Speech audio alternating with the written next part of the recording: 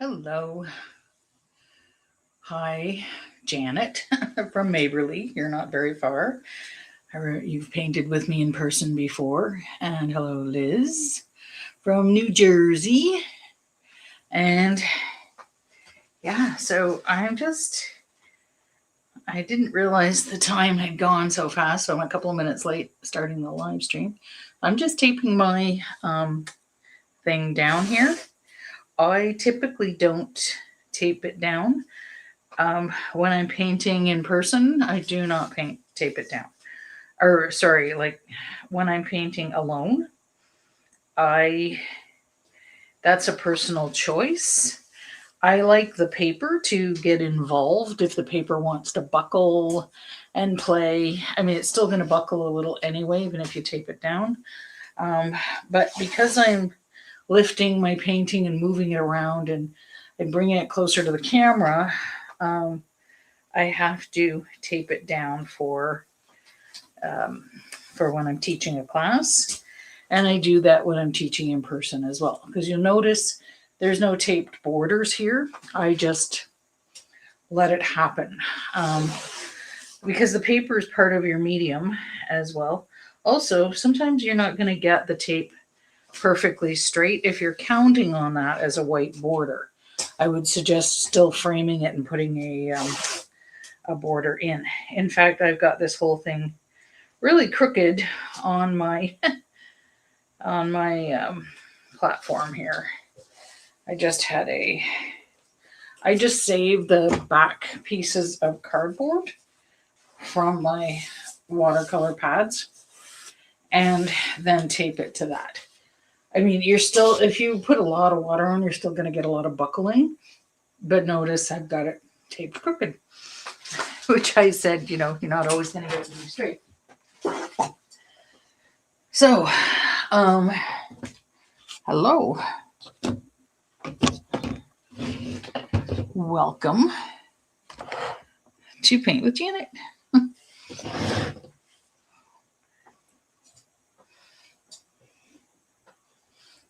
That's going to drive me crazy because it's going to be crooked on the camera. I can tilt the camera a little and kind of make it look like it's straight. Oh, there you go. That works. So,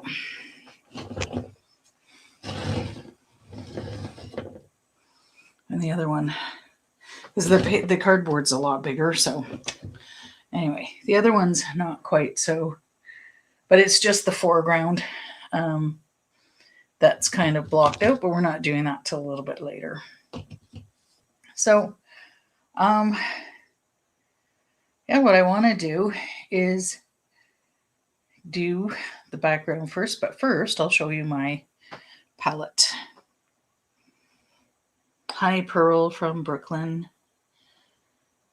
And Pearl, you should come with Liz to the retreat. Liz is coming from New Jersey. She can pick you up in Brooklyn. Get in a car. I think they're flying, but you can fly with them. I don't know what airport they're flying out of, but yes, you should all come to my retreat.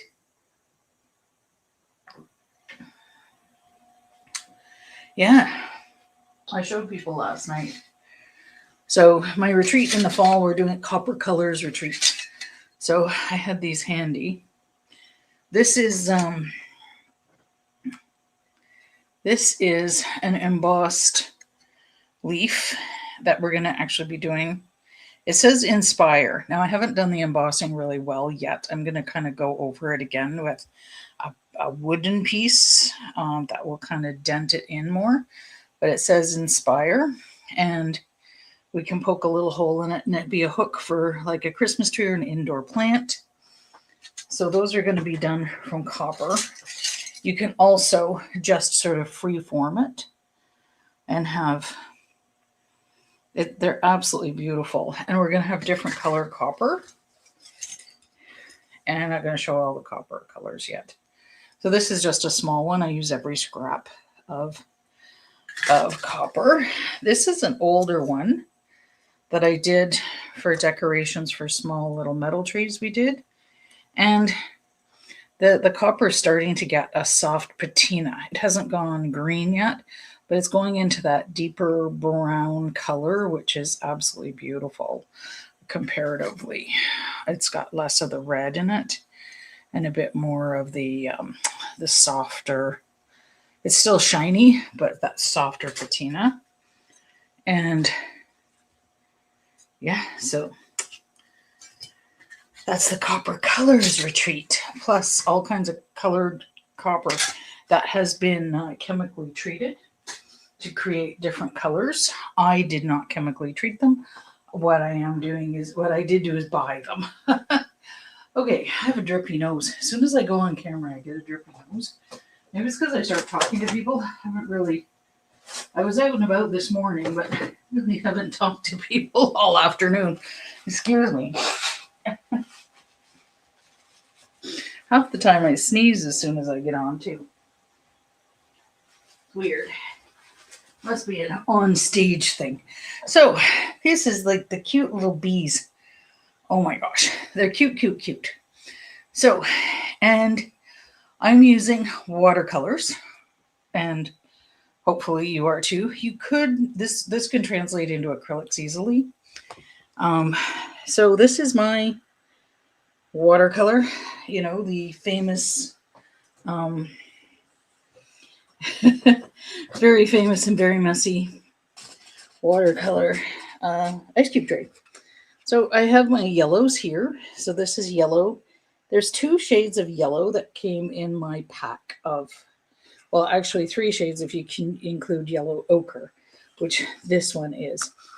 I'm not using yellow ochre in the dandelion. You can use yellow ochre in the leaves if you have a yellow ochre. Sometimes that comes, so yellow ochre is like Grey Poupon or Dijon. And this is more like a lemon yellow or a pale yellow. And this is like a golden yellow. So that is indeed yellow. Some people think it's orange. This is actually orange. It's very similar. But once you let the light through it, what you're going to do is get deeper colors. So what I'm going to do with my dandelion is I'm going to use the lightest color yellow I have. You use whatever light color you have. And then we're going to use this color. Then I'm going to use a little bit of orange. So if you only have one shade of yellow, you're going to switch to orange, but you're going to be really careful with it. And then I have greens. So green, and the green of the dandelion is not, it's not sort of one shade of green. If you'll notice, like I said, you could use yellow ochre in that too. So you have different like reds in there, and you have like yellow ochres in there, everything else. So especially if you, and there is a little bit of red, like it's like a cinnamon brown red in those stems of the dandelion. You know, they kind of have that red feel, that brownish red feel. So you can just use a little bit of red and a tiny bit of a brown color that you have for that. And then when we do those stems, don't wash your brush off. Leave the brush with those colors on for those dandelion leaves. The dandelion leaves they're kind of like the thistle, but messier. And they're not spiky, not quite so spiky. They can have different, they can kind of look like holly in a way, but not quite. But they can go really long, and they can go a little bit shorter. They can kind of do these little curvy curls. They can go like kind of spike, little, I guess they are spikes. And they're not even on both sides. So the messier you are, the better with these. For the bees, we're of course going to use the boldest yellow you have. So I'm probably going to be using, and if you don't have that golden yellow, if you only have a pale like lemon yellow, then add the tiniest touch of orange to it, just the tiniest touch of orange into your bee. And these little bees are so cute, and I'm using white gouache for the bees. And because bumblebees tend to have that nice white bum, you don't need a lot. It won't show up very much with the white watercolor. So you you do need to leave the bum open, like leave it, just don't paint it with yellow or black. Because like acrylic, we did the acrylic bees last week, and the acrylic will go right over top of that yellow, right like that. And so I was just wetting my black. I forgot to wet my black. I usually don't wet my black very much just because I don't use it much, but with the little bumblebees, of course, we're going to use that. And they're really, really cute. So first of all, I chose a little bit of blue for the background and also a little bit of purple. So purple, so it's very, very, very pale. It's kind of water stainy. Okay, see there's a little bit of purple in here. And as we go up, you know, if you get like a blotch, just kind of leave that. See, it's very stainy. It's not even. Okay, and very loose. I kind of went through a little bit with the blue, and then a little bit the purple kind of sweeping through here, and then a little bit of green kind of maybe framing that. And you know, so it's not like you've got all purple, then all blue, and all green. It just kind of washes into each other. So it's not blue purple, so it's kind of washing in through each other. So we want to have like a soft wash. So the reason why I chose purple is because it's the opposite on the color wheel for yellow. So it helps yellow to really stand out, and it's the complement of yellow. So always doing a blue sky is kind of boring, right? Everybody's, you know, since kindergarten, put that big blue sky in, then we put all of our other stuff in there, and it's boring. So, and close to the garden, you don't see a lot of blue. Like maybe there's some purple flowers off in the distance, maybe some lilacs. Who knows?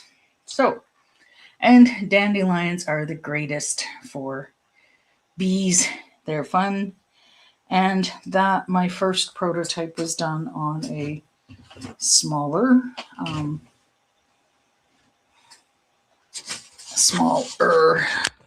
canvas or paper, paper. And like I said, I just taped down my paper just to do this. Okay, so for the background, you want to use a big brush. Now I'm working, this is an 11 by 14, so I'm going to use an even bigger brush. I want a lot of water. So I'm actually got my paper towel handy. I'm reusing it from the last watercolor so it can absorb the water that's dripping down. And I don't get water all over the place, which is good. So that's kind of sitting there near the bottom. You do want to keep your toilet paper handy. So TP is important for the leaves for this. Okay, so not using the TP yet. You just need 2 squares, and you're going to divide each square into 2 more. Okay, so that's what you want handy for the, and this is TP, not paper towel. Okay, so TP is your favorite friend when we do watercolors. I have this massive brush, gotten a set from the dollar store. So it helps with a big background. I mean, it's about a 1-inch flat. I mean, they're both similar. So I've used this one before, I've used this one before, I've used my filberts before. Filberts are just round. So you see this is round. Wait, no, this one. This one's round. So it's like a flat, still flat, but round. So this is nice and big. What I like about this one, it's not the greatest. Like I wouldn't buy a set when I'm doing classes for this. I just found this set in the dollar store, and I like to just check them out to see if they're okay. So what I like about this one is that it's got a really long handle, and I can keep my hand out of the way on the camera. So that's one of the reasons why I choose a long handled brush for painting online. Also for in person too, so I can keep out of the way. We don't need me here. Okay, you're painting flat, I'm painting upright, so I'm defying gravity. I'm going to start putting water on up here. I'm going to take my water close. Now, you don't have to have it evenly coated with water because we want it to have that stainy effect, that nice watercolor stain effect. It gives you really nice stuff. Okay. So, okay, who else is on here? Oh, a couple of people have just got on. Okay. Rusty, your bee's so cute. Thank you. Sunset and like sunrise and sunsets, guys. Yeah, me too. But a lot of people do them, and I mean that's like kind of like considered the golden hour in photography and everything. But you sometimes you don't want that sunset like all the time. It kind of I've done a lot of sunsets and sunrises. So water, keep your water close because you're gonna dip a lot. So some people do this and they wipe their water off. I see that in my classes when I paint in person. So then you guys bear the brunt of what I see. Don't do that because you want the water on here. Okay. So actually, it might be easier if I go flat for this, just a bit flat, because it's easier for me to get the water on. It's not straight dripping down. So I'm going to take you flat, okay? And then I'll go upright when I start to put the color on, so don't worry. So see, I just start putting water on here.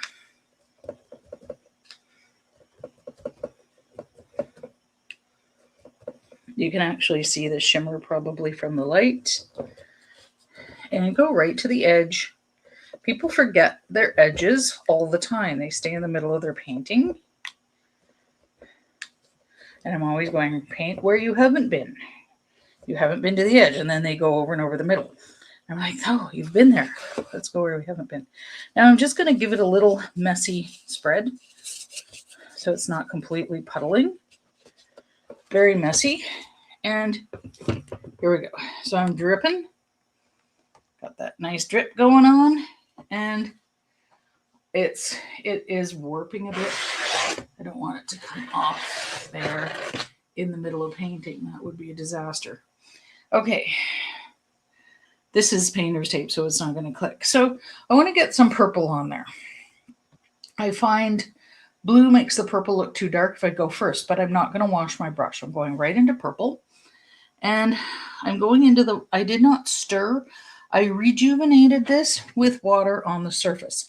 I did not stir my purple because I want to get there's some water kind of loosely running around on the surface. And I am going to grab that particular part of the paint in my ice cube tray. So I just dove in there. So you see, the purple can look rather dark. Just going to bring that swath down. But it's spreading beautifully because I've got this gorgeous water on there. So this is where I'm also going to start to attack it with more water.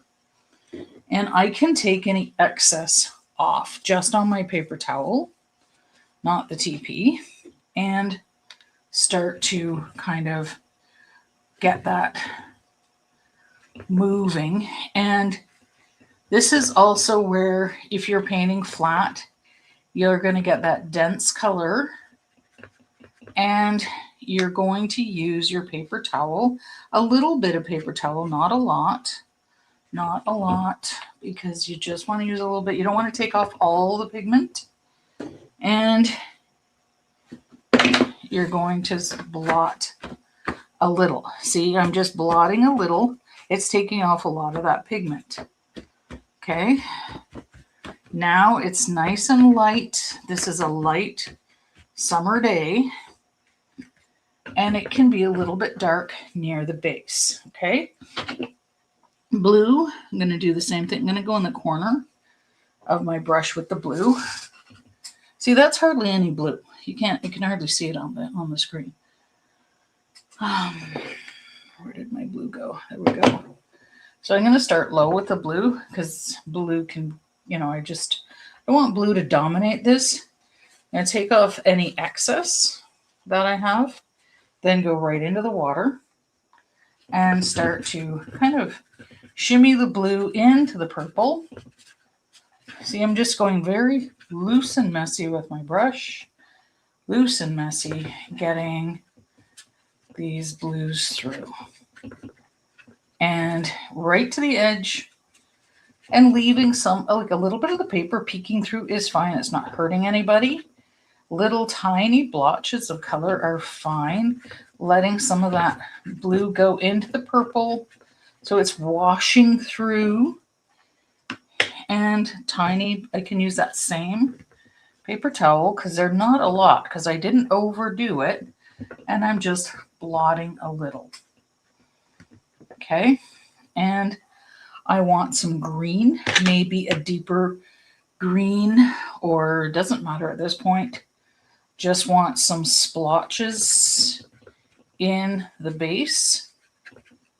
I have two greens kind of set up here, and that's like a crazy green.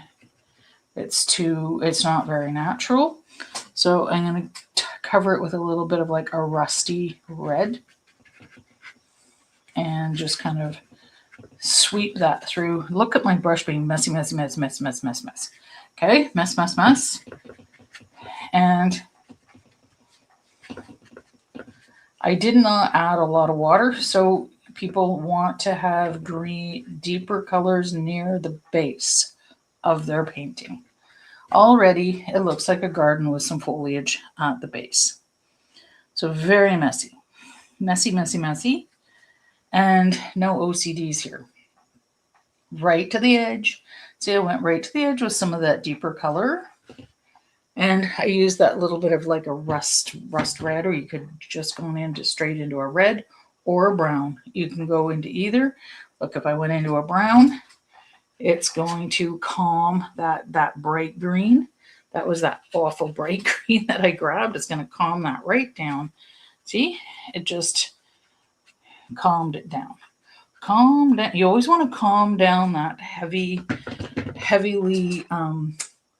that perfect green, like the green that's right in between the yellow and the blue. It's too much like a Kelly green, and it's not a natural earthy green. So we have this natural earth, and all I did was touch that bright green that's not natural, and then touched a little bit of brown and didn't wipe off. I'm going to wipe off a little. I just wanted this a little bit lighter because I didn't intend to go back with that darker color, but that's all right. It's all right to have it on the DL when we have our darker colors. And some people get obsessed with their background. They worry because, oh my gosh, there's a little speck there that's not got green on it. It's got the paper and kind of the water went around it. Let that happen. Like, let these little things happen. Watercolor kind of has a mind of its own. Let it happen. It's starting to warp. The paper's starting to warp a little. Let it happen. It's playing too. And I'll tell you how to unwarp it when it's dry at the end. Okay? So we're done with that big brush. I'm going to give it a little bit of a wash and stick it back in my brush holder. I really didn't it didn't make my watercolor water very dirty because it's I didn't have much pigment on there. Most of the pigment was on the end, and if I did clean it off, I used the paper towel instead of the water. And there we go. So now we're going to dive into the dandelion. Yes, we are just diving right into that dandelion. I'm going to show you I'm going to show you with a Sharpie. Okay, so I tend to show people, then I tend to go into the whole thing. So we're going to do the dandelions, then we're going to do the foliage, then we're going to do the little bees. I like 3 bees and I like 3 dandelions. I want 3 big dandelions. Not every bee is landing on the dandelion. And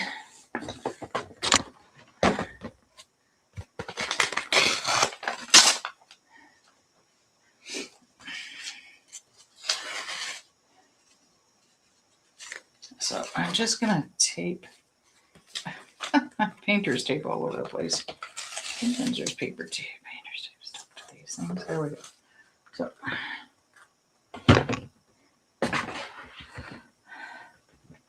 okay, so ooh, don't fall off. I tend to be very messy and I like don't fall off. Okay. I have a big Sharpie here. Sharpie. And the dandelion has a ton of petals. They're fine, like filaments of petals, much like the thistle. Even though they're not spiky like the thistle, they tend to have a little less petals than the thistle. Like you could probably count them. The thistle has so many of those fine.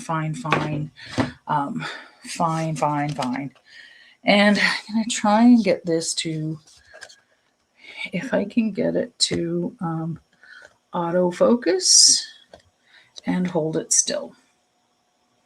So you look at that dandelion. And so what we do is we create an illusion of light and dark to create each petal, like many, the illusion of many petals, okay?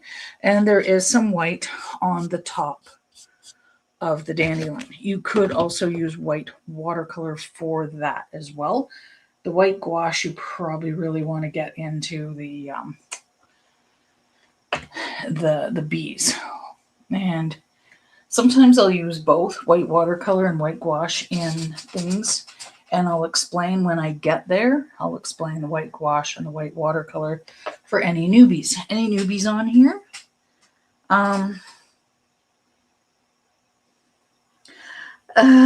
Rusty, how many bees have you painted in your life? Oh my gosh. That's a good question because I was intimidated to do little bumblebees because I thought they would be kind of difficult because they're just so gosh darn cute. And I didn't want to make them look too cartoony, but I didn't want to make them look unrealistic either. And I wanted to make it simple for people to paint with me. And so the first time I did it was just before the pandemic. I did a prototype painting with the painting we did last week with the bumblebees in acrylic with the cone flowers. And then the paint with Janet in person got canceled. So then I ended up doing it online. So I don't know. So I have painted quite a few online now, and I've done this little watercolor a couple times online, never in person. Yeah, so we need to do this one in person. All right, let's rock and roll. So, good question, Rusty. I'm going to count them just for you. Sorry, I'm not. And so far I have not been bored with this painting because I haven't done it a lot. Sometimes I get really bored with paintings that I do a lot. Okay, so I'm just going to go kind of a little bit landscape with this. Generally, we're looking, because we're seeing the side of the dandelion, so we're looking in general for an oval feel. If you're looking at the dandelion straight on, because we're kind of taking a picture from the side angle with the bees and everything else, and our camera's low down, and or our easel is low down because we're sitting low down on the ground, so we can really see these dandelions. We're not above the dandelion.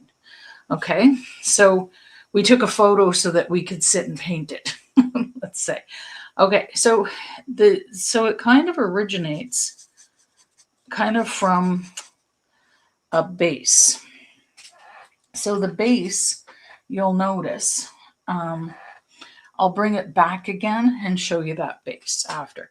So it originates from a base, like when the dandelion loses all its fluff and you look at it straight on, there's still a circular white bit, and that's a base. We don't see it circular from the side though. So we see this base. I'm going to make it really big. Okay, so you can see. So everybody's watching.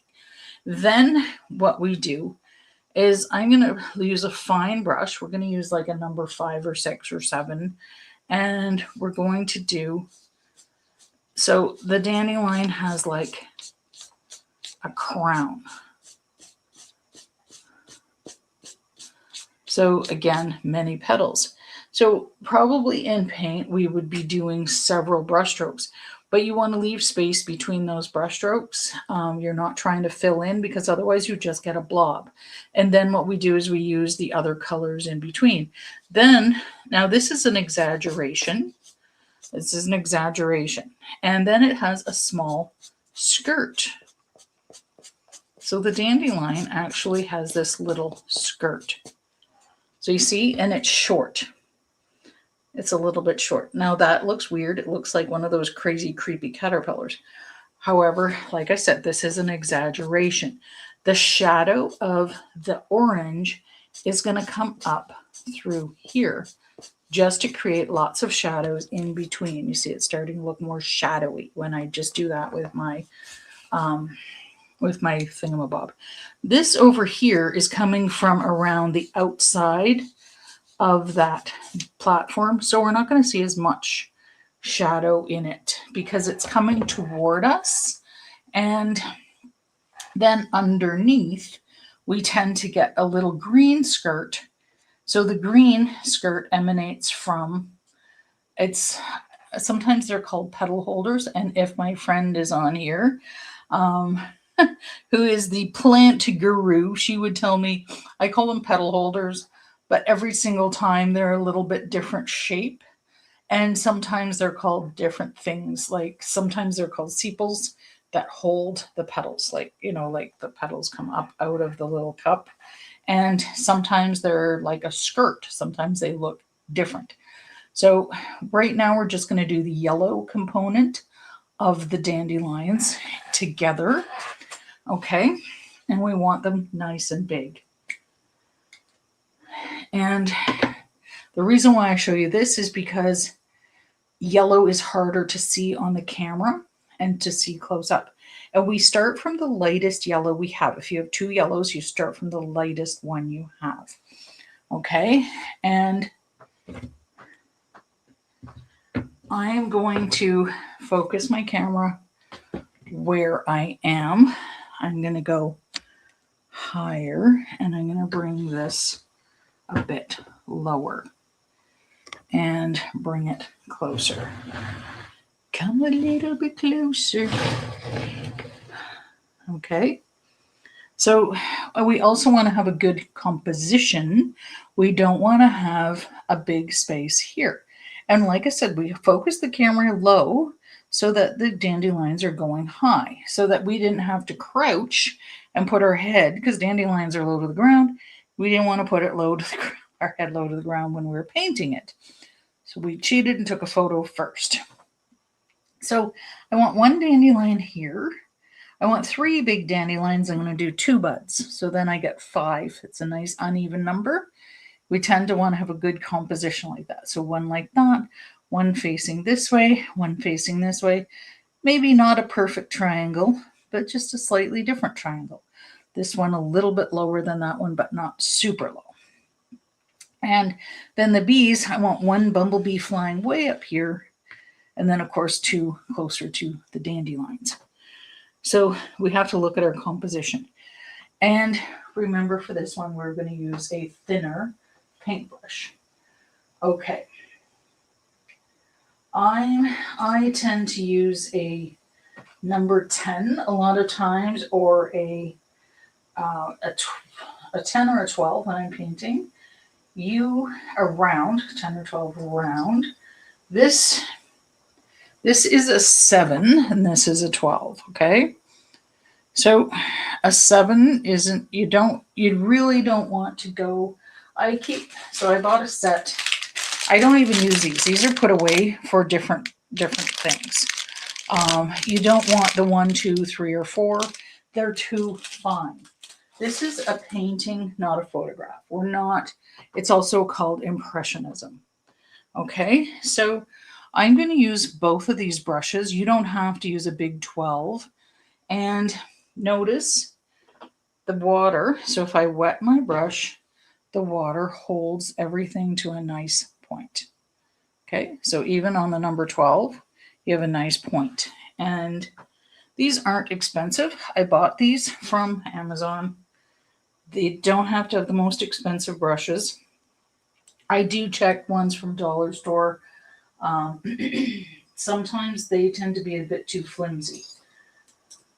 So when you're looking at cheaper ones, just a minute, I'm going to show you the difference. So I tend to vet them from the dollar stores as well. I check them for you.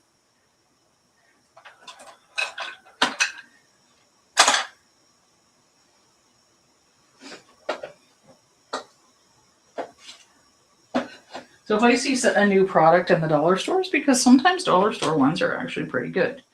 Okay, that one's, I'm just trying to think where it went.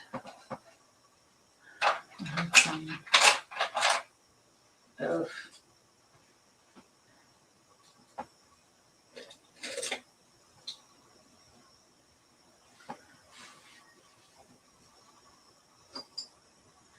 Can't find it too much. Anyway, I'll if I see it, I just don't want to spend a lot of time looking. I tend to put the cheap ones away for other things. I mean, this is a really cheap one. There's a lot of flex in the bristles, and it's fuzzy. So that can be frustrating for a lot of people. It can kind of be considered a mop brush.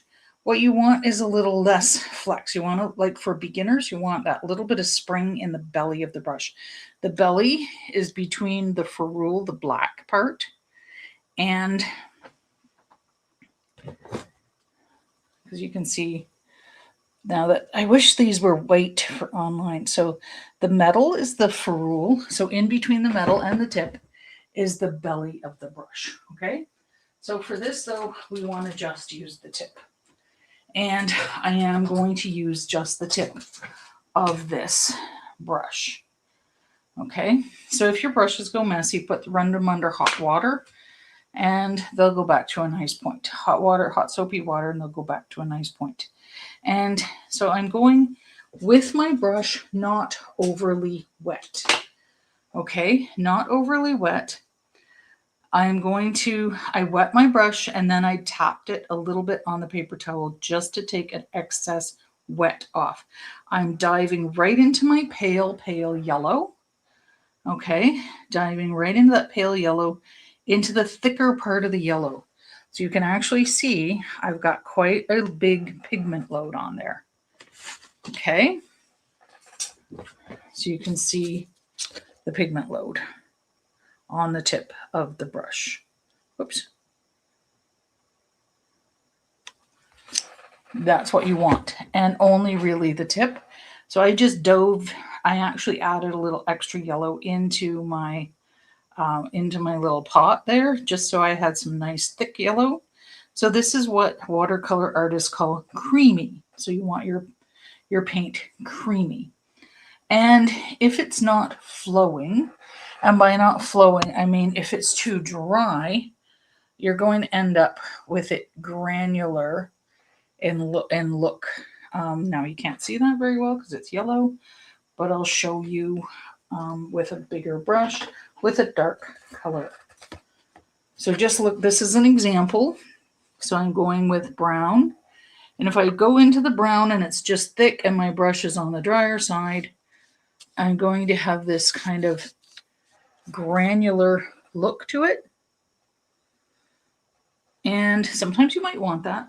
What you're going to do is just touch the tip of your brush into the water, the meniscus. You're breaking the surface tension of the water. So the water has a surface tension. It's called a meniscus. Same thing, spelled the same way as the thing everybody breaks in their knee.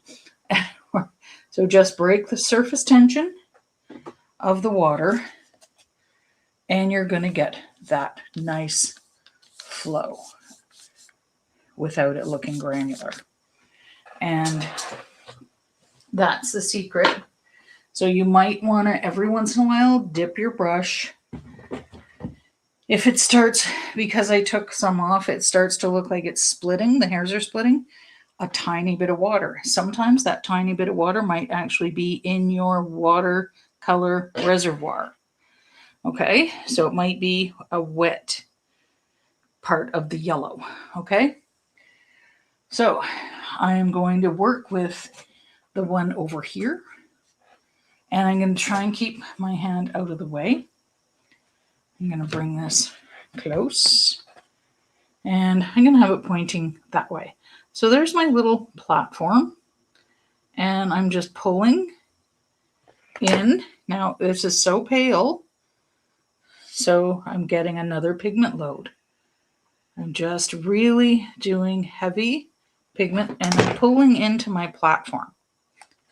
It's really hard to see yellow on the camera because it's so translucent. And I'm going to do that little tiny skirt.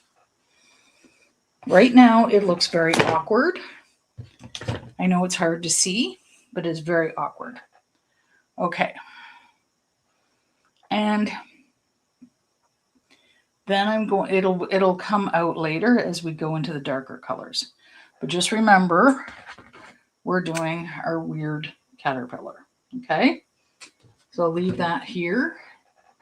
We're going into that nice dark color. I'm coming up here. I have my platform and I'm just pulling down, dipping again the heavy, creamy bit of the yellow, dipping and then doing a little skirt. Okay. Then I want one maybe here, and I'm going to do my little platform, and here we go. You can do the fine one. At this point, you could probably see each individual brush stroke because you're not trying to fill in a glob. You're not trying to make a glob of yellow. As we go, you're not going to see each individual brush stroke. So I'm going to take a little bit of extra water on here, and I'm going to do a couple of globs of yellow in the background. Just, maybe it looks like dandelions. So I'm just using what was on my brush, and creating some extra globs of yellow because I don't want to waste. And I'm going to use that same blotchy paper towel. Just a few here and there. Okay, so I did very loose, like a little one there, nice and pale. Now you're going to see a little more differences as we go because I'm going to use that next yellow. And if you don't have that next yellow, use orange. I can use orange right now because you're going to see it better, but I will go back to my original yellow. So it doesn't matter quite which one you use first. The flower is going to get a little bigger. You want it to be big. So as we go and we add more, it's going to look a little bigger. So I'm using my number 7 tip now, going into my orange, heavy orange pigment.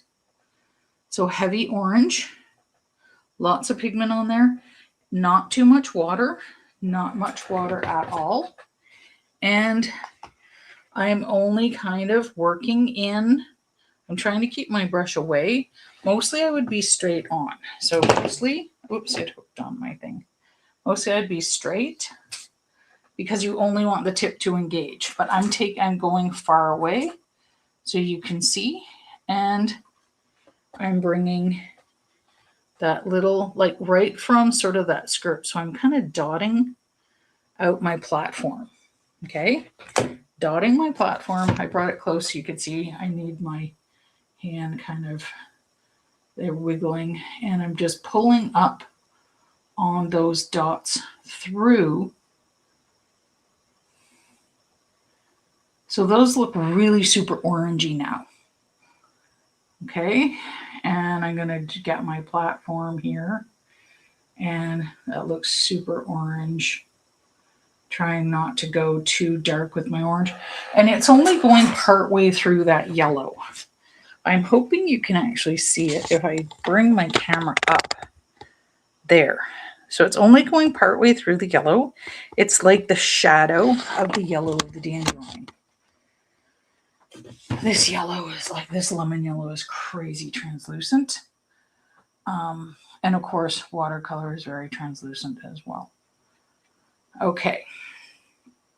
Now I'm going to go with the other yellow. I am going to take off that dark color, just wetting it, and then touching it to the paper towel. I'm going to go into my more golden yellow. It's less reflective. Okay, so I'm going to pull back down with that golden yellow. It's more of a goldy, it kind of, and I'm going to pull down and then kind of pull out with the skirt. And you can actually see the dandelion. Okay, so I'm pulling down. This is like a deep gold yellow that I showed you guys at the beginning. It's got a bit of an orange feel. This is sometimes called cadmium yellow, which is a primary yellow. The first one I used was a lemon yellow, and again, it's very translucent. So remember, the top petals are a little bit longer than the skirt. That little skirt is very small. And I want to go back over with that lemon yellow, even though it was so translucent. I just feel I want to go back over with it. So I'm not going to clean that other yellow off my brush with water. I'm just drying it on a paper towel a little bit. Then I'm going to go back in with the heavier lemony yellow, and I'm drying down. It's just going to make the flower look a little bit fuller and coming down from that tiny skirt. Probably not the best one to do online. So I'm just putting a few streaks of that deep yellow through.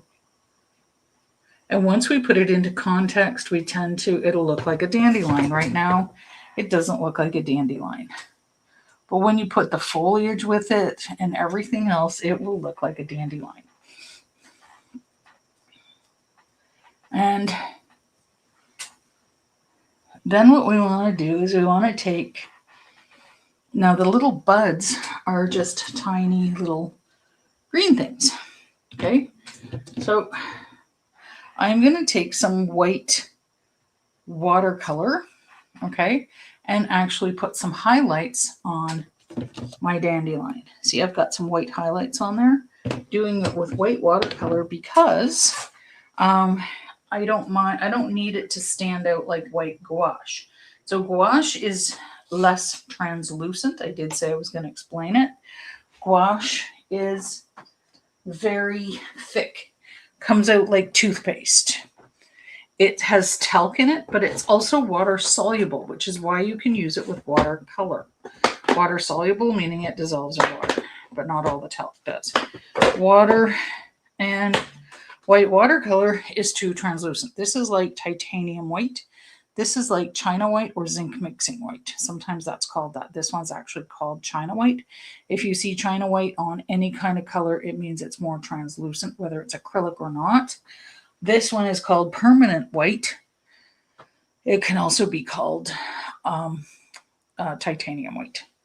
Okay, so you don't want to go, you would use this up a lot, plus it's too translucent. So you would use this up a lot. You get one tube in a set, if you're lucky to. And this one costs like about $15, you know, and it's got 100 mils. This is like, you know, a lot less. So buying this individually would cost you a lot more. And so this is much more economical. You can also rejuvenate it with water. So I have rejuvenated it with water in this one. And I tend to like try and rejuvenate everything. It takes a little longer to rejuvenate the white gouache, but because of the talc than it does with the watercolor, but that's okay. And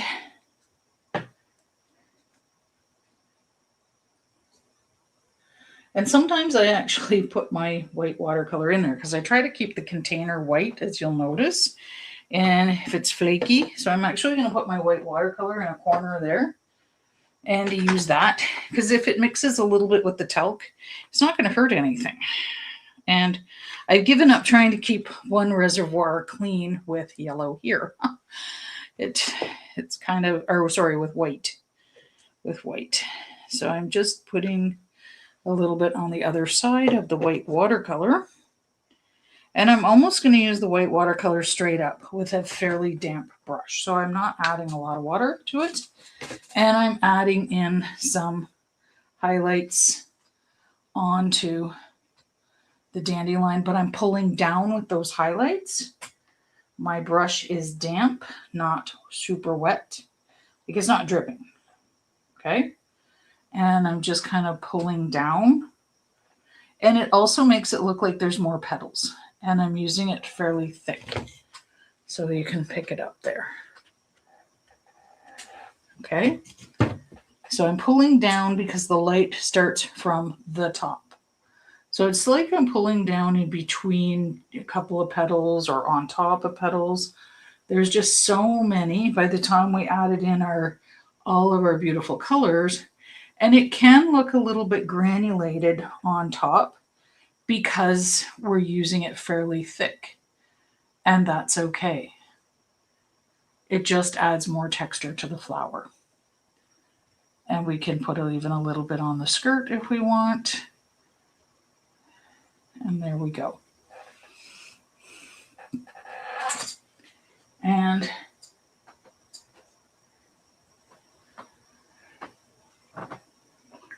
I'm going to go back to my number 12 brush, and I'm going to do those little tiny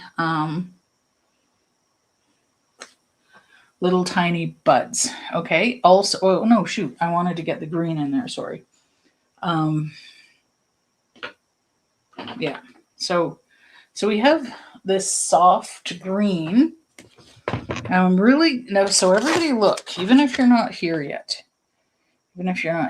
So you see that soft green, and it's very much at the base of the orange, at the base of the skirt. So it's like the soft in between the skirt. So it's going on the base. Remember the base? Right here. Tiny dots of green. You can kind of see them through. So it's not under. And then we have those little kind of petal holders that are very leafy and kind of coming down. And they come down even from the bud as well. Okay. So we're going to try and use a soft, earthy green. If you don't have an earthy green, add red to your green or brown. Okay, add red or brown, but red is better because it still keeps the green nice and bright. And I am going to just wiping my white off. I'm not cleaning it off. Okay, I'm just wiping it on the paper towel, going into that soft kind of light earthy green. I tend to add, see, if I have extra yellow, I stuck the yellow in there in the end one. That's more Kelly green.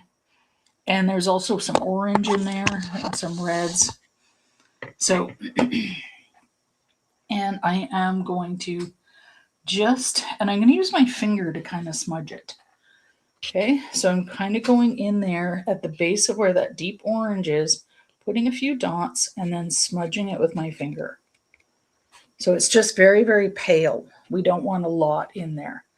And the same thing here, sort of between the skirt and the main fanfare. And I'm touching my finger. Sometimes blending with your finger looks a lot less like contrived. I used to do finger painting a lot with watercolor. Then we want those little stringy bits coming down, and we want it to look like it's coming down from in between the skirt. So we're actually going to be going upward and kind of, you see I'm lifting my brush up to create these little And keeping your hand far on your handle keeps them looking natural and soft. Okay. So if you pull up in between your petals, kind of going up into that platform, you can also kind of pull down on some of them too. And then my bud, I'm just going to lay my brush down. I just literally laid my brush down one way and the other way, and that's it. And I'm going to go with a darker green on the bottom, or brown, just to create a different effect. I just touched it. See, I just touched it. And I'm going to do another bud over here. I'm going to just lay my brush down, watch, lay my brush down, and then lay it down beside it, and it kind of creates this little bud. And I can take, I'm going to take a little bit off there and go into, I'm going to take a little bit of that yellow ochre and kind of go that dark brownish yellow, the gray poupon, and kind of go over half part of it. So it's creating a different effect. Just over half of it, and that's fine. So one's going this way, one's going this way. And now I want to do that red. So I've got yellow ochre and I've got green on there, and I'm going to go into a slight orangey red. So I have two reds. One is like a Christmas red, one's an orangier red. You want the orangier one or the vermilion, or you can go into a rust red if you have a rusty red. And oh, dear Lynn, you make a salve with your dandelions. Oh. Dandelions can indeed be eaten rusty. Yes, they can. And it's supposed to be really good for you. I don't particularly like it. Some people like it for the salad. I actually feed the dandelions. I buy dandelions in the winter for my bunny. Yes, I do. So I'm going to go into that orangey red, and I'm going to pull down from here. You can give yourself a dotted line if you want. And I'm just going to let it disappear behind that flower. Your stems don't have to always go straight to the bottom. Okay, so maybe it's originating from another one. So I'm just going to now put a little more pressure on my brush and let it disappear behind that dandelion. Okay, and I might take a little bit more green and put a little bit of green along that stem on one side. Notice I was kind of putting my pinky down to hold my hand steady, and I pulled down beside it. I kind of made a mess at the end, but if you make a mess at the end, don't try to fix that. Just leave it alone, because nobody's going to pay attention to that. We might have a leaf over top of it. Okay, then with what's on my brush, I'm going to take the tiniest bit of water, break the meniscus of that, and just with what's on here, and do the little tendrils coming from the petal, like a little skirt. Okay, that looks really pretty. Then we're going to do the same thing over here. I can even do the tendrils since I've got all the right colors on there. And I'm going to go into my red, and this one's going to go. They are fairly thick stems, so you can put a little bit of pressure on your brush.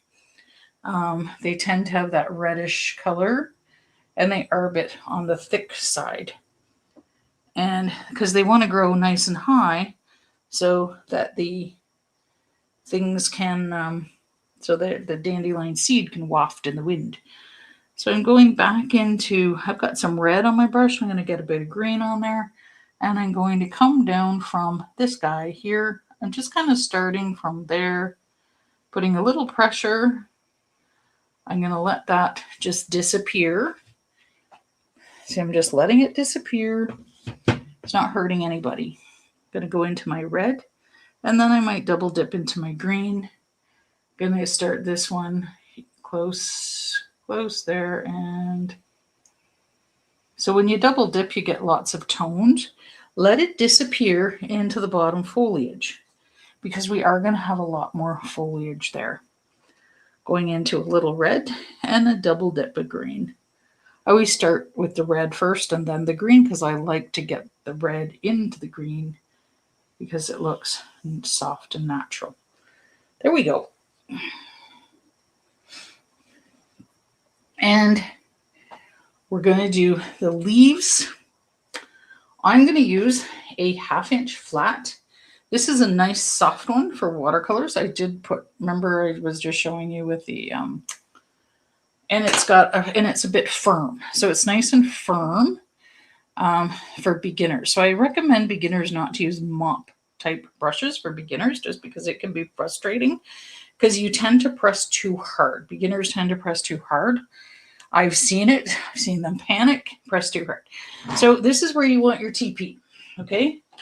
We want a toilet paper. And I'm going to show you the leaves. So these are very messy, very ragged leaves. And I'm just going to tape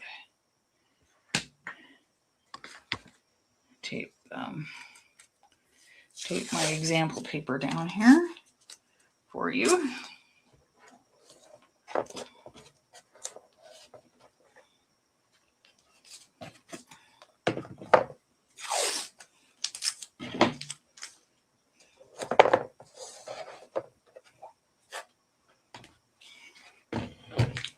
Okay, they can be really long. They can so I made one and I made it look really extra raggedy in between. So using that small little brush and I'll just show you at the end of it and going in between there. You can have them fade off into the distance. We will do a few faded ones first. And then these other ones and not so faded. You need the toilet paper because you need to take pigment off. And 9 times out of 10, in fact, the first time I did this one and people sent me pictures afterward and they went so dark with their green and it looked awful because, not awful, their technique was great, but it just went so black, like almost black. So watercolor really stretches a long way. You want to have the translucent effect of the water. And the reason why for the TP is we want to take pigment off with this. And I will show you how to do that. So I'm going to show you the general idea of this first. So this is a flat. It's a 1/2 inch flat. Notice it's kind of, the bristles are kind of splitting. It's because it's not wet. We want it wet. A little bit wet. Okay. I think I had brown on there before. That's fine. And I am going to double dip in some other colors. I'm going to use some yellow. I'm going to use a little red. And I'm going to use some of that green. So I might actually... So you see, I keep this green for a mixture. I'm actually going to scoop some of that red and kind of twist it off here. And kind of let it fall into that.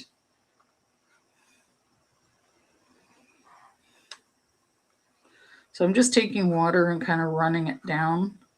I'm letting that fall into the green. You see how it's, but I'm not going to over mix this. It'll go into a brownish color. And I might even have some yellow ochre left over from another. So yellow ochre is great. I tend to have, is great for greens too. And so I had some, I'm going to squeeze out the rest of it into there. So it's nice to have a pot of green mixture. And this is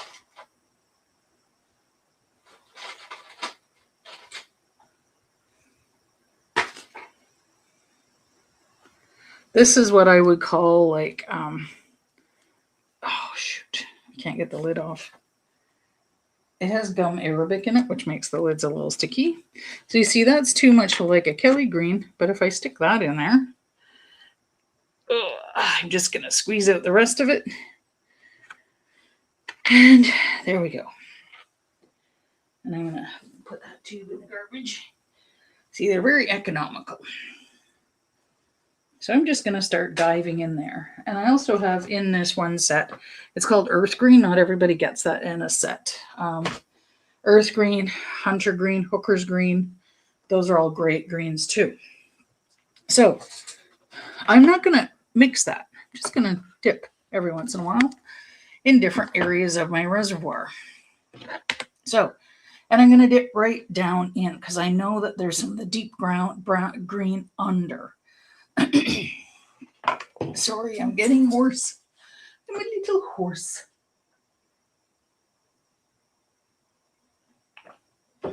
Okay.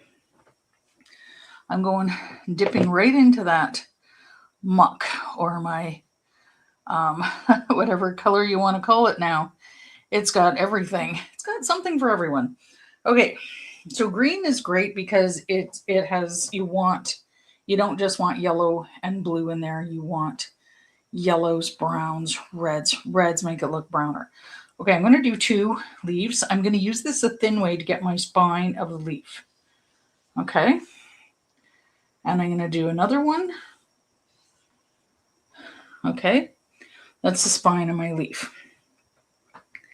What I'm going to do is dip into, I'm going to start with this one. Okay.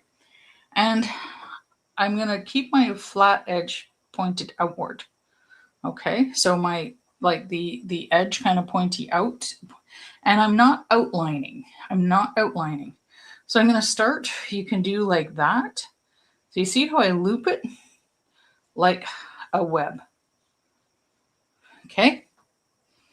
And then I just fill in. I do 1/2 at each, and I just fill in. And then I take, that's really, really dark. I want this translucent. I want it nice. So what I'm going to do is I'm going to take a little bit of, taking my little bit of TP, and I'm going to take a little extra water because I know I don't have a lot of water in that one. I'm going to add some water in there, a little extra water, and I'm going to tap in my TP, and it's going to take that pigment off. Okay, that's an exaggeration. And also this isn't a good watercolor paper. And I've got lots of this color on there, so I'm going to do the other side. I don't want the other side to be the same mirror image. That's why I do one side and then the other. It gets people confused if they do that. It can also scoop out like that. So you see how I'm just pointing that flat edge out? It can look caterpillar-ish. And so they do look like that. Now, this might be a little bit too toothy, so I can make 2 of the teeth into 1. Okay, so you can just kind of do that. And each side is not a mirror image of the other. And then it's looking a bit too dark. Okay, it's looking a bit too dark. So I'm going to get more of that water on there. And I was just using the same dip. I dipped a lot. I had a lot of pigment on my brush. And here we go. And it lightens up the painting. Okay, so it's this wax on, wax off. Okay, then if it's too blotchy after you're done, like taking it off, take a little bit of water, just a little bit of water, and kind of smooth the transition between the blotches. Okay, just give it a little bit of a wiggle. So it's not like you're trying to do the perfect thing. And then you could even do another vein. You could do a vein coming through with this brush holding it the thin way, do a vein going through the center. And I actually used red, and I can even do a smaller leaf kind of. See how it just kind of comes into a smaller representation of that, and it can go into another stem, or it can be a stem off the dandelion itself. But usually the leaves come from the ground, and then the stem for the flower comes from the ground. They don't come off, the leaves don't come off the stem for the flower. The flower stem is on its own. So are the leaves. And so then this one, let's go into, I'm dipping into my red and then the other green. And see, I'm just creating, see, if I do this and my flat side's outward, that's not good, okay? What I want to do is have that flat side the other way. So flat this way. So it's creating that point. And I could, if I wanted, dip in a tiny bit of blue for one of the sides. But you see, I forgot, and I put the flat side that way, outward. I want flat. So your handle is with the vein of the leaf, okay?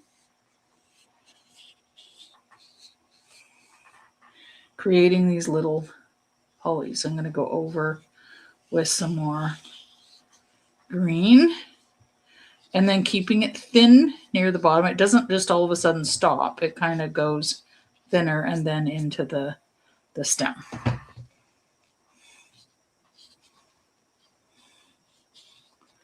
And they have all these beautiful colors in there because it's a beautiful painting. So don't spend an over amount of time on this, because I do want to get to the bees. But you see how they're all a little different. Okay. This one has like the outer part of the leaf going upward a little bit. This one has them going downward a little bit. This one is more out, down, and up. Okay. They are crazy. Dandelion leaves are crazy, which kind of makes them fun, but also a bit frustrating because they're not perfect for you guys to master. Like, this is the way you do it, you know? And so let's go. I'm going into my reddish greenish mixture here, and I'm going to go low down first. Like, let's practice low down, and I'm going to do my spine, right? I'm going to dip in a tiny bit of water. So I'm going outward and making these motions big, because we don't want just tons and tons of little spikes, right? And then I'm going to dip in a little. I'm not going to re-dip this because I've got a lot of paint on there. I'm going to do the other side.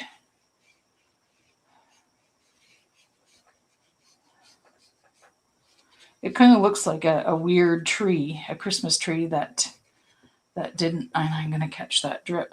So you see, even though I dripped, I just used my finger and smushed it up, and it looked fine. It might have too many spikies here. I'm going to go in with some red and go in through the middle with some red and kind of calm down one of those spikes, make it just look less. And that's it. I don't need to go with my TP here. I don't think I do, but I might. I might take actually another brush because I want a clean brush to go into my yellow. I might go in with my lemon yellow and do some kind of lemon yellow on one side. So you see, and it also lightens it up too. So this is, and I'm just going to leave that. This doesn't look perfect in here, but just leave it alone. And sometimes they'll go to a nice point, and sometimes they don't. Like, it's like this weird Christmas tree that doesn't flare out sometimes, but sometimes it's not. Sometimes it goes out differently. Then I'm going to have one curving into the other one. And I'm going to do the light side on this side because maybe it's folding downward. So I might actually dip into some blue and green and create the dark side. So I'm going to go. Now I'm not doing tons of scoops down here at the top. I am and I want less frequent scoops, and then going into the stem, not just all of a sudden stopping. Okay. And I'm taking a little tiny bit of water to fill in the scoops.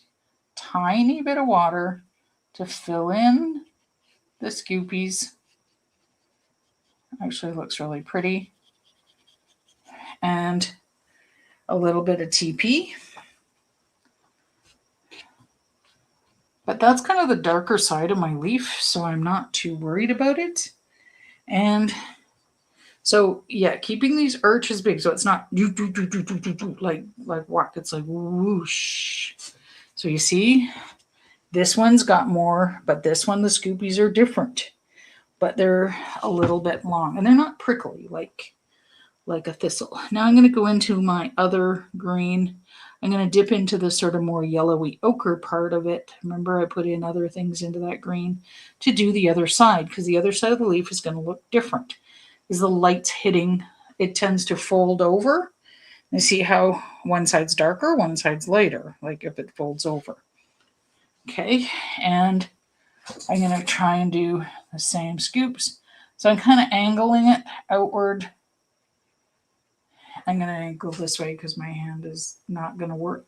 I need to bend. And then kind of giving it a tapered end. And now I'm going to take a little bit of water, fill in my scoops. And the green from my brush came through easily. And it kind of created these different edges. And I'm going to scoop with just my wet brush down through the middle. I don't always have to do a center with red. I can just do the center with just the brush. I just wet my brush a little, kind of gave it a hint of a dry, and went right through, and it created a center. So it just manipulated the paint around it a little, and that's fine. I want to lighten up some of that, so I'm going to take my TP trick. Want to really lighten up this area, so I put a little water there. Look at that. Nice and light. Contrast against the grain or the stem center. So it's always contrasted against the fold. Okay, so you see, it creates that nice light area.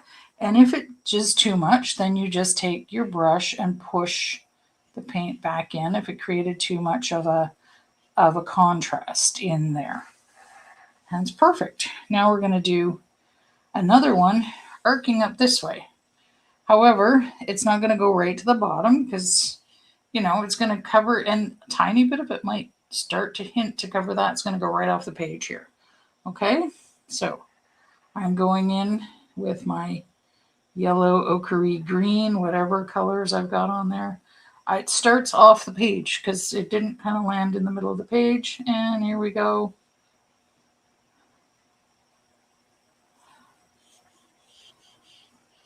It's going right over top and then tapering in. Now, I went like too spiky. So you see, I've got too many scoops. I'm going to make those into one scoop. So 2 of those I'm going to make into one scoop. And because it just looks weird that I've got that many scoops. If you've got lots of scoops of ice cream, now that's a good thing. And I'm going to go into yellow because I've got a lot, or wetter. I'm just going into water because I have a lot. See, I got carried away with the scoop too. Just going into water. Now big scoops on the other side. My brush is kind of shifting, and I'm going to take a little red going with a stem. And now I want a little, like I want one kind of coming, maybe it's kind of originating from here and it's going a little bit behind. Okay, now I'm going to work fairly pale. I'm going to work with a fairly pale green, and I could even take a little bit off on my paper towel and then dip again in a tiny bit of water and create that. Remember not to do too many scoopies. And I might go into that little flower a bit. And I might even use a tiny bit of toilet paper on top so that it doesn't drip into my flower. Maybe this looks like it's off in the background because I used a little extra water with it. I took off a little on my paper towel, then added water to my brush. And now I just added a little more water and it's going to flow. And it looks pale.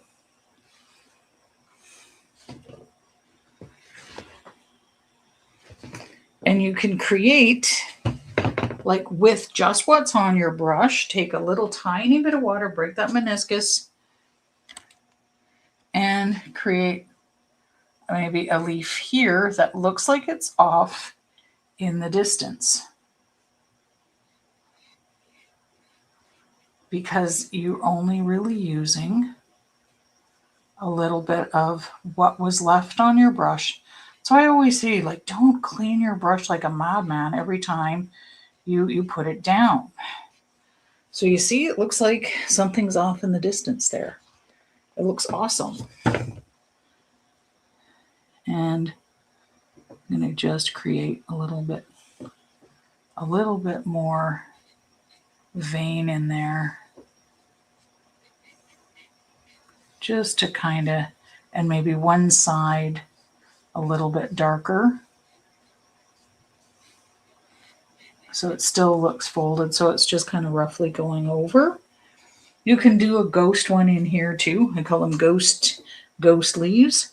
So you kind of dip in your paint, then just, you could even dip in your paper towel. Look, I've got all these beautiful colors right there. So I'm going to use my paper towel. Just kind of roll the brush around in it and create. I want a little bit darker in here. I'm going to use a little bit of blue. Sometimes using a little bit of blue is fine, and then using that little bit of water. It just gives the green a different feel. You can use a little blue, a little red, a little green is great when you use all the colors with that. Okay, then there are a lot of grasses in. So, I've got still some left over on my brush. So you know what? I'm going to use that. I'm just going to do some little whirly gigs here. Whoosh, whoosh, whoosh, whoosh, whoosh. Then what we have is lots of grasses because it's low down. Notice the density at the bottom of my paper. Okay, dense, close to the bottom, dipping in the green, and I'm going to use my brush the thin way, carry up from bottom, and take off. So lots of grasses. And see, so I'm going straight on, all bristles engaged, and going right up with the grasses from bottom, right from bottom. Don't start here. Don't start here. That's not the bottom. The bottom is off the page. Then dipping into the green, you can alternate, dip in a different green if you want. And kind of sometimes press on your brush a little. It gives you a thicker grass, then let off the pressure. So pressure, and then let off the pressure. Don't lead like this, because then you're just going to get thick all the way up. Lead with all bristles, and then take off. Like take off, eh? Bob and Doug McKenzie. Lots of grass in with that I might even add a tiny bit of blue to my brush. Just, whoa, that's a lot of blue. So because I have a lot of blue on there, I'm just going to stay low. Keep it on the DL because it's really dark. Then I'm going to just take off that excess blue, go into maybe a sienna color or the other green and cinnamon or brown, creating different grasses. Go right up over those leaves. Maybe there's a part of the leaf that you don't like. So maybe you want to, put some nice grasses in there, having some grasses going right up to the top.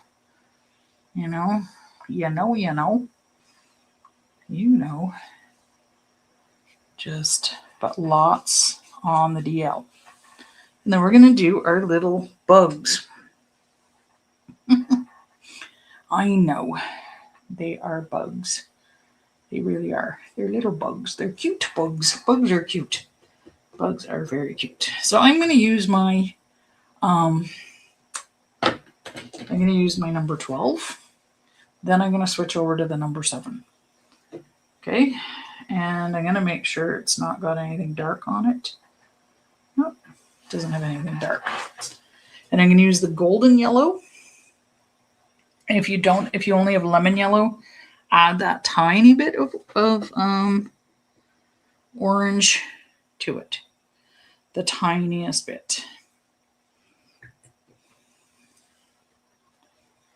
And I'm going to show you how to do a bumblebee from start to finish here.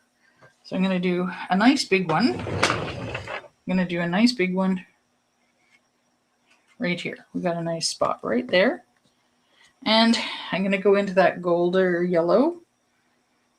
And I'm going to do, now, I've got 2 different kinds. So one kind of looks like a thick kidney. Don't make them skinny. I've seen people do these like kidney beans, but skinny. Kidney beans are not skinny. So that has a kidney bean look. This has like a teardrop look because he's flying away from us, okay? This one is kind of like kidney as well. Kidney bean. Kidney bean, not kidney. Kidney bean. So kidney beans are fat. Okay. I'm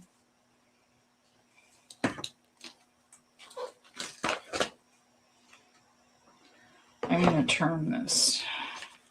I'm going to get a clean side here. Clean-ish. I had something else on there. Okay. Going up. Okay. So the one flying away, he's like, so everybody's watching me, your brushes are down. As soon as I start to do an example, people pick up their brush. Want brushes down, okay? Brushes down, you're watching me. You're not, and even if you're finishing your grasses, finish them later, okay? There's lots of time to do that, okay? So watching me is the most important part. So this teardrop shape, I want to maybe leave the bottom to put that white in. Okay, so I'm going to leave the bottom to put the white in. So that would normally come to that. Okay, so teardrop, the head is going to just kind of be peeking out here on the teardrop one. Then the kidney one is, oops, I changed the direction of my paint colors. Don't turn your thing because then you're going to get the thing there. Okay, so kidney bean. That's not a kidney bean. That's too thin. These are little fat things, right? So then go the opposite way and nice and fat. Nice and fat. Okay? Like a jelly bean, kidney bean. That's why they call them jelly beans, because they're like a kidney bean. Then I'm going to switch to my smaller brush. I just really want to get a good amount in there. Now notice I went this way with my brush and then this way, and because I wanted lots of that paint on there. And Then what I'm going to do is go with the black. So I'm going to use the black with this smaller brush. This is a number 7. It's not that small. So you don't need like a 0 or a 1 or anything like that. We want to go in with some fairly concentrated black with a fairly dry brush because we don't want it dripping. So we want a damp brush, but we want the black creamy. Okay, so you don't want this watery or it's going to drip. So so in the kidney, we have the tiny head kind of peeking out. We only see a partial of the head. Okay, we only see a part of that head peeking out but we're going to do this smaller, obviously. Well, you could do them really big if you want, but relative to the dandelion, they're about half, like, we could do them a little bit bigger than the dandelion flower, or relatively the same because we can exaggerate, because we can take artistic license. Then the head of this little guy, maybe he's leaning down. Maybe he's leaning down this way. So the head of the little guy here, so he's leaning down like that. Okay, then I'm going to get more of this black paint on, nice and thick, and I'm going to do, so just the white bum, not, I think a lot of the bumblebees have white bums, so they're just so pretty when they have this little cute little white bum. So it goes yellow, so the head is black, it goes yellow, black, white. So we get that black, nice black stripe, doing little motions like this so that it looks furry, because they are furry little creatures. They're cute, right? Then the kidney one, I'm going to have the fur kind of going off like that. I'm keeping my brush out of the way. You're going to be going just straight on like that. Okay.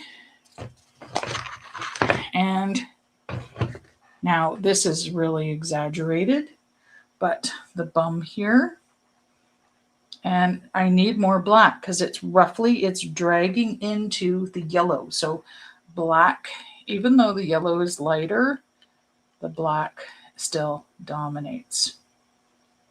Or the black doesn't always dominate. Sorry, the black doesn't always dominate. Okay. Then, so this is start to finish.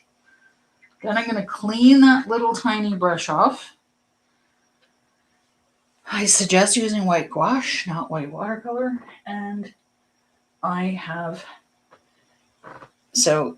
my white gouache here, and I'm going to do, so the back wing, you're not going to see it on here so much because it's white background. Okay. So I'm going to do the back wing kind of coming over from the shoulder, going in. So I don't see it. It goes onto the other side of the little dude. So you see right here, you can see it because of my background, but you can barely see it. Okay. But we will put a little bit of black in there just to kind of highlight the white. And then this white gouache, so I'm starting from here, and the shoulder, it goes right into here on the shoulder of the bee. So you see how the white gouache covers the black. And I started from outside in. I did 2 brush strokes and I picked up a little black, but that's okay. A tiny bit of black, grayish color in there. But wipe it on paper towel before you re-dip, because that's going to get rid of that color. So already it's getting, so before you re-dip, wet it, wipe, and then, because you want to go in fairly dry into that next dip. Okay. Then this guy, so maybe the back wing is, so the shoulder tends to be right about here. So the wings go into the shoulder, not the center of the bumblebee. They're in the shoulder, and then like that. Okay. And then after I do that, I want to make sure I don't have any black on here or on my, before I re-dip in my white again. And I'm going to make a nice white bum here. and a nice white bum here. Just going to kind of roll that gouache off. Nice white bum. And the transition between the white and the black, I'm just going to, with the tip of my brush, I'm just going to do this to make it kind of look like fur in between the white and the black. And then, so easy peasy, not too much work. Then I'm going to take I'm not going to clean the gouache off. I'm going to touch to the black with just the tip of my brush and create little veins, just the idea of little veins in the wing itself, just touching the tip of my brush. Okay, and see, I'm just going to get, it's just the idea of some veins. It's not an outline. It's just the idea of some veins. And then we use a little bit of white gouache or white watercolor. If you use white watercolor, use it heavy for the white dot in the eye, and that makes it really cute. And so you could use a toothpick or the opposite end of I have this little tiny pencil, and there we go. And white gouache or heavy white watercolor works best for that. And I'm going to take any of the white gouache off my brush with just that fine bit, and I'm going to take a little tiny bit of black on just the end of my brush, not very wet, and I'm going to do these little legs for the bees. Okay, and the little tiny antenna. They're very tiny. I'll do a close-up and I'll let the camera autofocus on that. So above here with these little antennae that come out, I tend to put my pinky down to steady. The legs, you might see 3 or 4 only, because they're an insect. They have 6 legs, but we don't always see the other side. And I'm going to take the tiniest bit of water, because I know I have black on there still, and doing the antenna from this guy coming up. And then we might see very little of those. And we might even see one tiny leg coming out the back end. I'm not going to do the honey-laden eggs or legs, because that gets a bit complicated. We want to go simple. So those are your examples, start to finish. And I said I was going to zoom in on the other guys or let the camera autofocus rather than zooming in. And that's what I'm going to do. So I'm going to bring this here, and I am going to bring it as close. I'm going to lift the camera. Sorry. Oh, it's tangled in the other thing. Give me 2 seconds. It's going to look like a little earthquake here. The cord was tangled in the charge cord. Okay. I'm going to hold my hand as steady as possible. So you see, these are just tiny little brush strokes. They're not an outline of black in the wing. They are tiny, tiny little things. Tiny, tiny, tiny. Okay. And it's kind of landing on there. And then we're actually going to do yellow splatter because it looks pretty. It looks like there's pollen in there. So my brush, this is my number 12 with my nice thick yellow, lots of yellow, heavy on the yellow, and look way up. And I'm going to do my little kind of teardrop shaped one up here. Okay, and he's cute, leaving the bum area. And a nice kind of kidney shaped one kind of coming here. That's too thin. They are rather fat. The head is going to be right there. And maybe this guy, there's another little guy coming this way. So the head is over here, this head's over here. This guy is coming in right in the middle. Well, not middle. And I'm going to leave the end. So this guy is kind of coming in for a landing there. And the tip bum is here, bum here, bum here. Okay.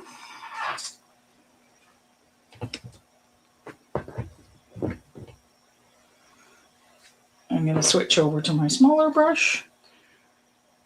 Going in with black.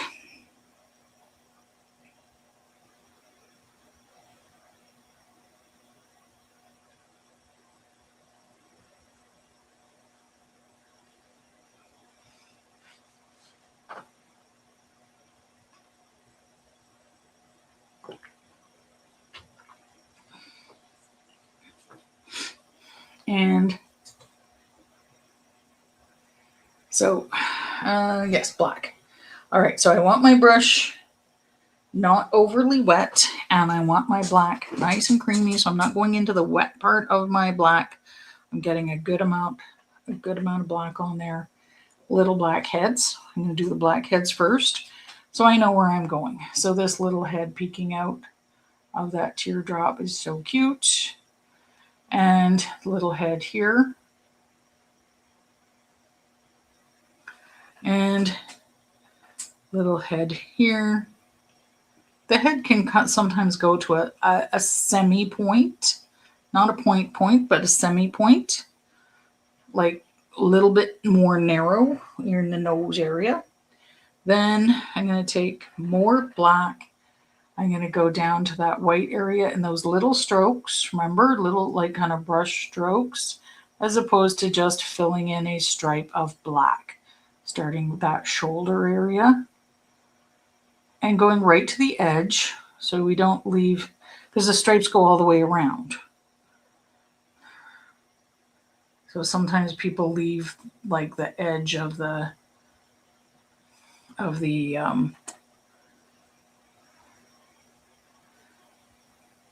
like the yellow showing through the edge. And here we go. And if you use the same black, you're going to end up with it too pale. We want deep black. Okay, so we have the rough. So it kind of has that rough look, like a Charlie Brown kind of look to it. While you have the black on your brush, you could do the little antenna if you want. Just take the tiniest bit. But we didn't do the wings yet, so I might wait. I would probably wait. So I'm going to clean off the black, dry my brush a little bit, going into my white gouache or the heavy white watercolor, and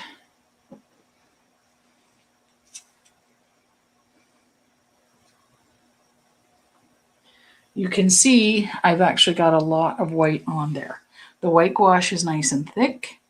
I'm going to do all bums. The bums do go into a point for where they're stingers, but we're not going to put a little stinger in because we want them cute.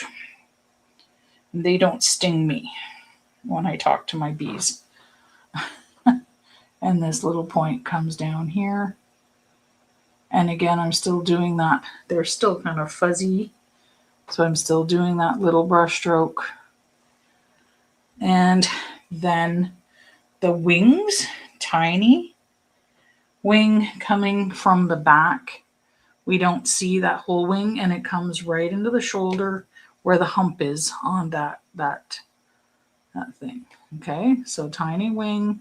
They're so tiny they can't fly scientifically, remember? And then the other one, I'm going to pull in to the black instead of going outward, because otherwise I'm going to make my gouache gray, because gouache is water soluble, and so the wet will. So I'm going in right here, kind of in the center, because the shoulder's high. So I'm reloading, and I'm going to pull down on this so you can really see. So you see, I'm just going to come from outside, put pressure on my brush, and then lift the pressure off And that's one wing. It's a little bit translucent so you can see the back end. Okay. So what I did there, and I can show you with this brush,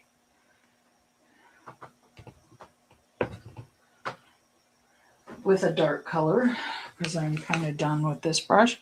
So I can show you with a dark color what I did. I just went, like, say this is the body of my bee, and there's the shoulder, okay? I did this. I started from the outside, pressed my brush, and then lifted off to there. I kind of pulled in and lifted.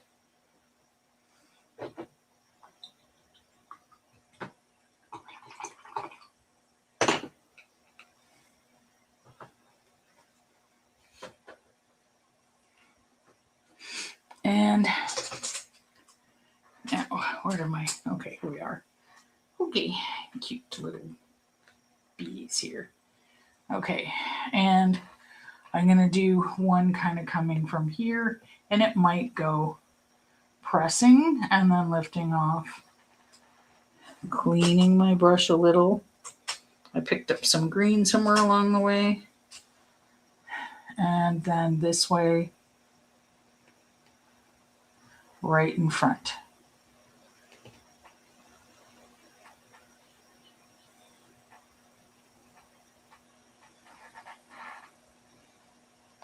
And so these wings might be almost parallel here. Okay, so here, like, we might see half a wing, like from the side, and then nice big one in coming in front of that wing. There we go. Then the tiny life dot.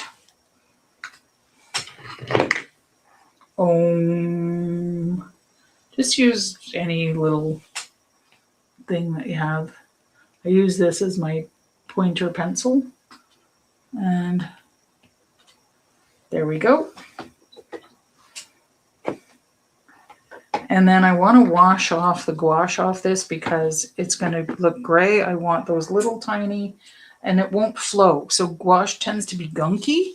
So I'm washing it off so that it's not gunky, because I want the brush to go back fine, because sometimes it will gunk up your brushes. So I'm going into that bit of black. I dried my brush a little bit, just a little, going into that little bit of black. I'm bracing my pinky, and I'm doing my little antenna. So you see, I'm just going to kind of pull upward on that antenna, just kind of barely touching. Okay, you can barely see it, and that's what we want, because they're just little. I'm just going to get some little antenna going up, and then they're tiny little legs. Tiny little legs. They're so cute. You might see 3 or 4, and or maybe just like 1, and then 2 kind of coming from behind on that little teardrop guy. See how there's just 1 kind of peeking out that back, the other side there. You can barely see it. And especially if you're not in person. And then just the idea of those little legs hanging out. And then we want to dip again to do the fine kind of veining in the leaf. And you just want that creamy black. And you see, I'm just doing the idea of some veining. I picked up some gouache there, so I'm going to wipe that off again because the gouache is a bit thicker. There we go. And a tiny bit. It's just the idea of some veins. It is not an outline,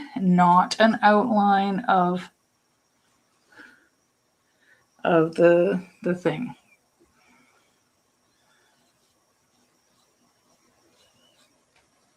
It's just some veining. splatter.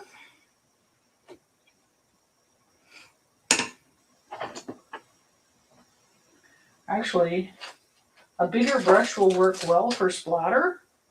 There's a lot more flex in here, so it's hard to splatter, but I'm going to use that same bigger brush, and you want it fairly wet. And I'm going to go in with my golden yellow, and I'm going to pull. Actually, it's not working. I might need to go flat. There's too much flex in that. I need some more resistance on my brush. Sometimes the cheaper dollar stores are great for flopping the water around, but you see it's just too much there's not enough resistance. You want resistance for good splatter. So these are a little more resistance, so they do better splatter. Okay. Oops. I ended up getting a big gob of water there because that was holding too much water instead of splatter. So fairly wet brush, getting a good amount in there. Now your splatter will go, if you're doing that, you're just pulling back up on it. It will go in one direction. It'll go the direction of the brush. So you do want to go in different directions. So I'm going to just go flat a little bit right now, but you saw how I did it. I'm just pulling up on the brush.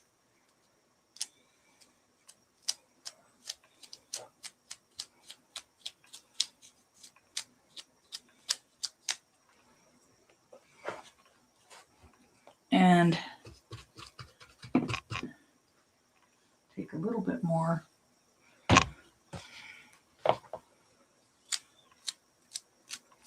So it looks like the pollen going through the air. And you could do green splatter near the bottom if you want.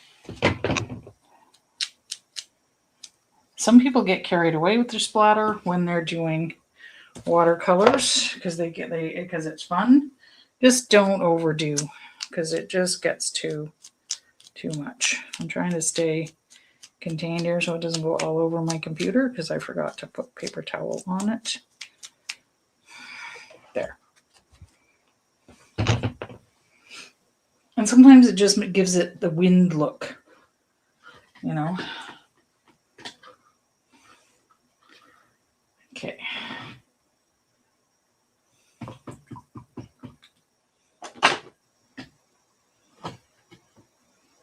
So it looks like, the wind is carrying something, kind of gives it some motion, a little bit of splatter, but again, don't overdo it. Never overdo. When you have something fun, we overdo it.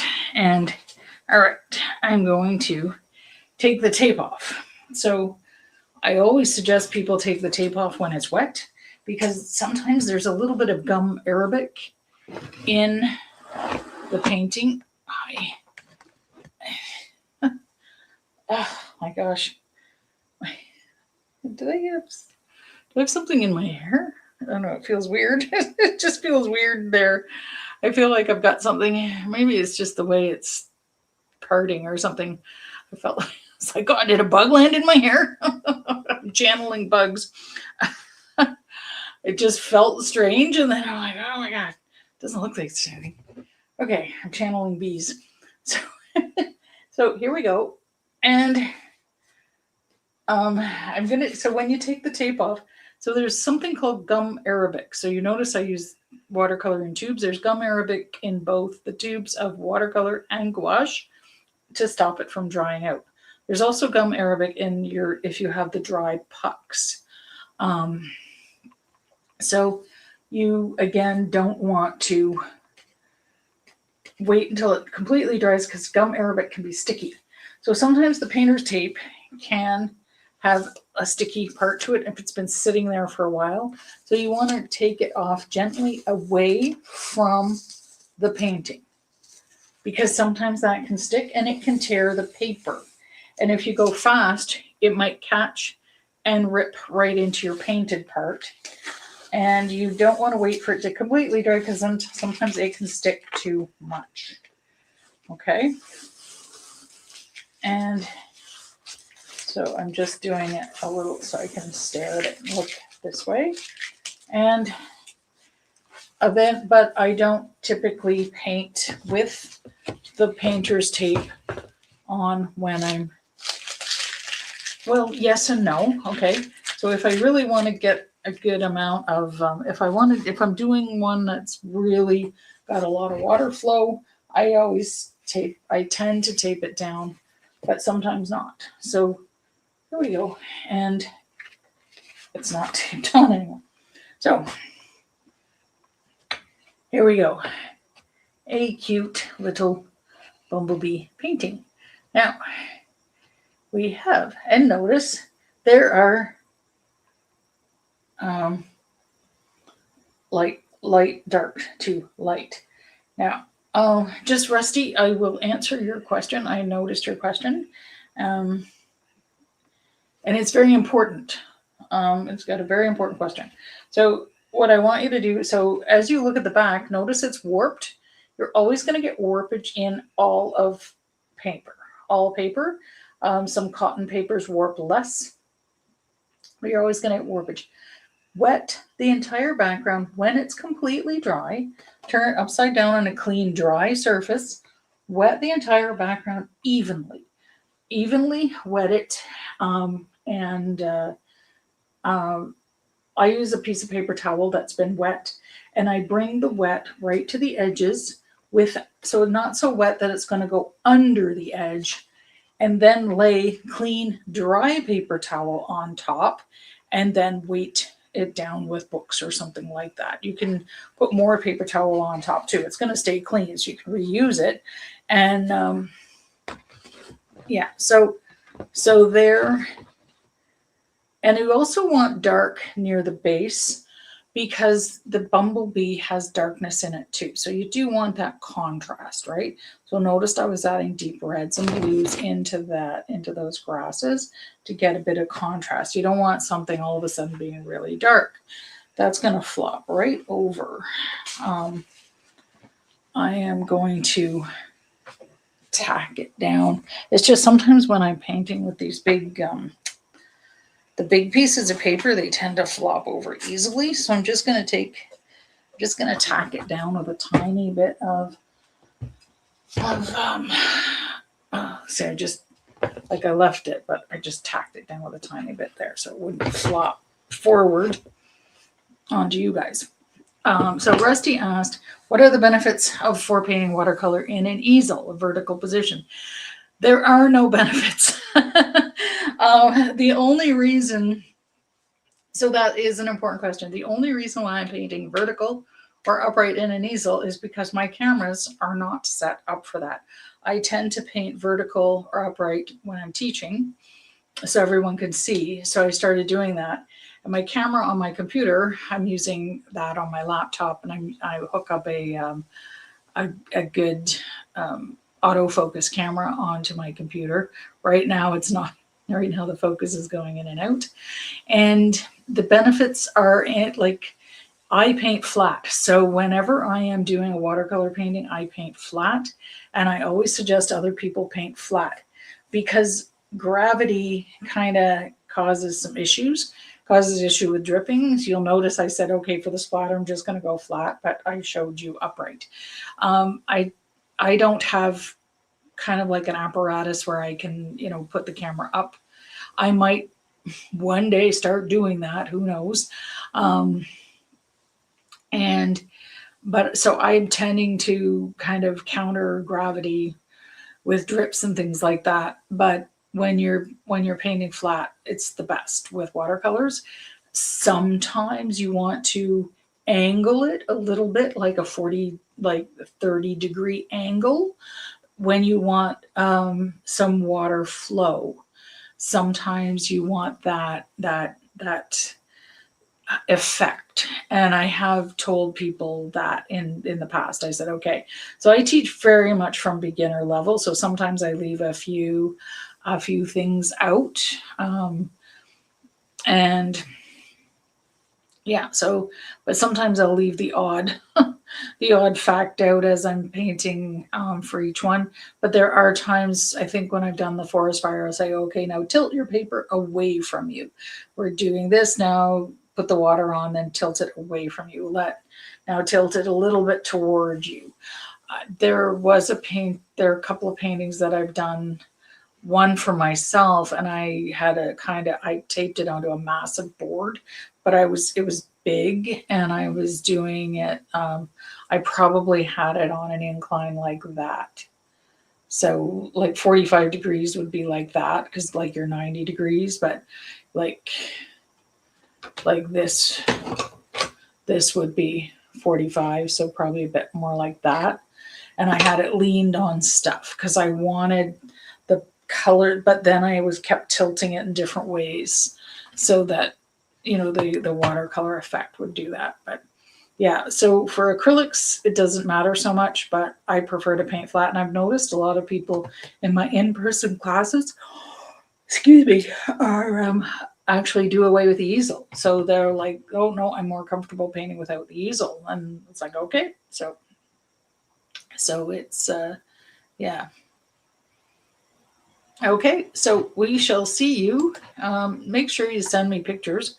I posted the YouTube link. Just post the pictures underneath the YouTube link on my page, Paint with Janet on Facebook. So if you haven't visited my Paint with Janet page, please do so.